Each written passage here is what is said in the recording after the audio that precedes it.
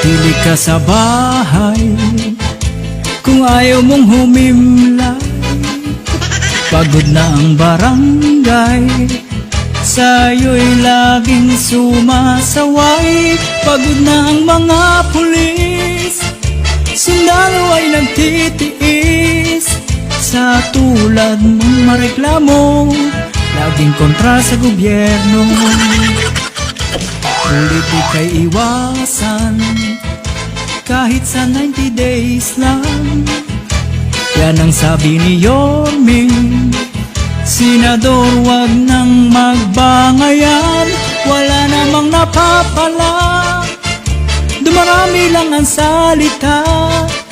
Wala namang nagagawa, sakit lalong lumalala. Mabuti pa'y magpa-tiktok-tiktok, o di kaya'y magpasayaw-sayaw. Mayroong pa Facebook at pa YouTube. Kung wala kang internet, sarili mo'y aliwin. Sa kwarto mo subukan mong ika'y magtanim. Ang jowa mong hindi magawang dalawin. Kung may asawa kay iyo nang birahin. Sa dami ng nauuta sa COVID-19, populasyon ay muli nang padamihin. Tayong lahat lagi nang manalangin, sana'y makaraos din.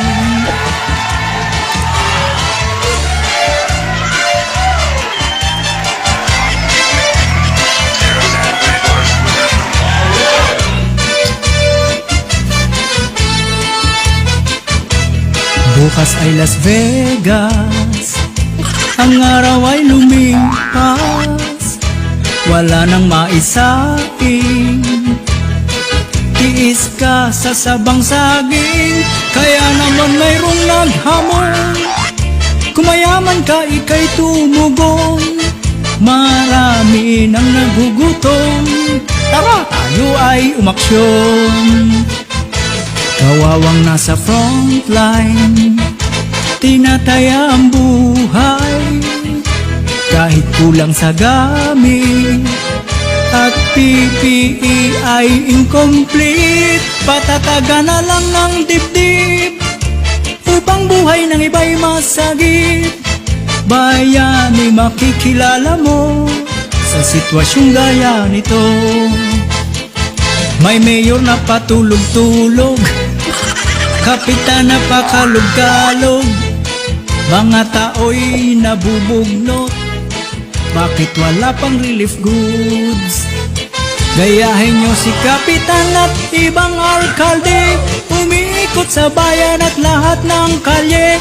Kailangan nyo ay kanyang iniintindi, kahit budget pa'y galing sa kanya't bulsa't sarili. Dahil yan ang utos ng presidente, mamigay kayo ng itlog at wag magpalaki, upang tao'y may ulam sa pagsapit ng gabi kung walang karne norte.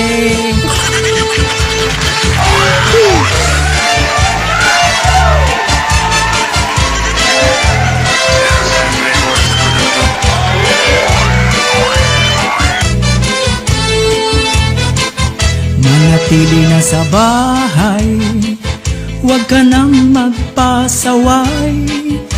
Kung ayaw mong humimlay, St. Peter Plan naghihintay. Wala sa'yong makikiramay, dahil takot lahat madamay. Sunog ang sexy body mo at gagawing aboy. Sa dami ng problema, huwag ka nang dumagdag pa. Kung wala ka nang makain, sa Diyos ika'y dumalangin. At bukas sa iyong paggising, biyaya ay biglang darating. Sa iyo'y kakatok at pupukaw, siksik liglig umaapaw. Mabuti pa'y magpa-tiktok-tiktok, o di kaya'y magpasayaw-sayaw.